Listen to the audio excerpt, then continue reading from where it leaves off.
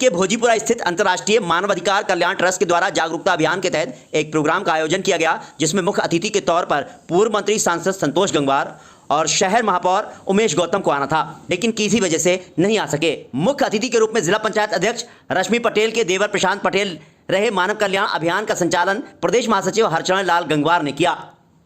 इसके साथ ही कई लोगों ने इस जागरूकता अभियान का संचालन किया। अंतर्राष्ट्रीय मानव अधिकार के संस्थापक पूर्व सैनिक रणविजय सिंह रघुवंशी ने बताया कि सभी लोगों को मानव अधिकार के तहत जागरूक होना है। लोगों के अधिकार क्या हैं, सभी लोगों को यह ध्यान रखना है कि जहां किसी महिला के साथ अत्याचार या किसी भी विभाग में भ्रष्टाचार हो तो इसकी शिकायत प्रशासन से करें और प्रशासन का सहयोग करते रहें। इस मौके पर ताहिर बेग ने विधानसभा के अध्यक्ष को सम्मानित किया। शाहिद खान एडवोकेट विधि प्रकोष्ठ के जिला उपाध्यक्ष को भी सम्मानित किया गया। बरेली में क्रांतिकारी लोक अधिकारी संगठन ने राष्ट्रपति को संबोधित सिटी मजिस्ट्रेट को ज्ञापन देकर मांग की कि बिल्किस बानो के दोषियों की रद्द की जाए।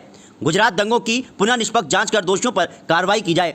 देश में घोर सांप्रदायिक माहौल तैयार करने वालों के खिलाफ कार्रवाई की जाए। क्रांतिकारी लोक अधिकारी संगठन के पदाधिकारी कैलाश ने बताया, 2002 में हुए गुजरात में बिल्किस बानो के परिवार के 7 लोगों की हत्या कर दी गई और बिल्किस बानो के साथ गैंगरेप किया गया। बिल्किस बानो ने एक लंबी लड़ाई के बाद दोषियों को उम्र कैद की सजा दिलाई, लेकिन गुजरात सरकार ने 14 वर्ष बाद माफी नीति के तहत इन जघन्य अपराधियों को ठीक 15 अगस्त को रिहा कर दिया। जब देश आज़ादी के 75वें साल को पूरा होने पर अमृत महोत्सव मना रहा था और देश के प्रधानमंत्री नरेंद्र मोदी लाल किले की प्राचीर से महिलाओं के सम्मान और सुरक्षा की शपथ ले रहे थे, उसी समय इन हत्यारों और बलात्कारियों को रिहा कर दिया गया और साथ ही इनका फूल मालाओं से स्वागत किया गया। इन दोषियों की रिहाई ने जहां न्याय की उम्मीद लगाए गुजरात दंगों के पीड़ितों को निराश किया, वहीं गुजरात सरकार के फांसीवादी चरित्र को भी उजागर किया है। गुजरात सरकार के इस फैसले का विरोध करते हैं और मांग करते हैं बिल्किस बानो के दोषियों की रिहाई रद्द की जाए। दिल्ली में एक मां ने अपने बड़े बेटे की मौत की असलियत जानने के लिए और गुनाहगारों को सजा दिलाने के लिए वरिष्ठ पुलिस अधीक्षक से गुहार लगाई है।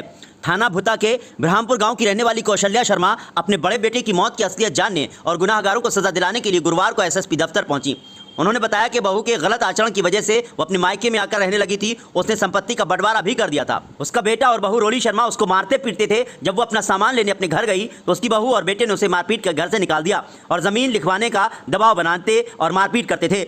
24 अगस्त 2022 को उसको रिश्तेदारों के माध्यम से पता चला कि उसके बड़े बेटे की मौत हो गई है। वो अपने बेटे के अंतिम दर्शन करने शमशान भूमि गई तो उसकी नाक और कान से खून बह रहा था। लोगों ने बताया कि इसने फांसी लगाकर आत्महत्या की है। कौशल्या देवी को विश्वास नहीं हुआ। उसको पूरा विश्वास था कि उसके बड़े बेटे की हत्या उसकी बहू रोली शर्मा और उसके अन्य रिश्तेदारों ने की है। उसकी संपत्ति हड़पना चाहते हैं। कौशल्या देवी ने एसएसपी से गुहार लगाई है कि इस मामले की गहराई से जांच करके उसके बड़े बेटे के कातिलों को सजा दी जाए और उसे इंसाफ दिलाया जाए।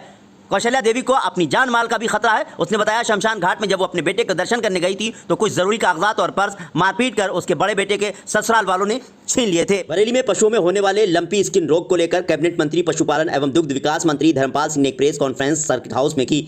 मंत्री धर्मपाल सिंह ने बताया कि लंपी स्किन रोग गौवंशीय एवं महिषवंशीय पशु में फैलने वाली विषाणु जनित रोग है, जो कि कतिपय मक्खी मच्छर आदि से फैलता है। सीमावर्ती राज्यों राजस्थान, हरियाणा वगैरह से प्रदेश के पश्चिमी 15 जनपदों का गौवंश में संक्रमण हुआ है। इस रोग से अभी तक प्रदेश के 563 ग्रामों में 5832 पशु प्रभावित हुए हैं। वर्तमान में प्रदेश के अलीगढ़, सहारनपुर, मेरठ, मुरादाबाद, आगरा और बरेली मंडल के 15 जनपदों में लंपी स्किन डिसीज से गौवंश के प्रभावित होने की सूचना हासिल हुई है। इस संक्रामक रोग से प्रदेश में पश्चिम से पूर्व की ओर बढ़ने की आशंका है। दृष्टिगत इसी बात को यानी ध्यान में रखते हुए पश्चिम से पूर्व की ओर जा रहे पशुओं को हाईवे, चेक पोस्टों, पुलों वगैरह पर निगरानी करते हुए पूर्णतः रोका गया है और परिवहन पर प्रतिबंध लगाया गया है।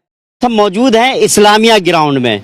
बरेली महोत्सव नुमाइश है। अपने परिवारों को, बच्चों को लेकर आए हुए हैं और के परिवार के लोग आते हैं तो खरीदारी करते ही करते हैं, साथ ही साथ जो है एंटरटेनमेंट भी होना चाहिए। कि यहाँ पर जो है कैमल की सवारी भी है।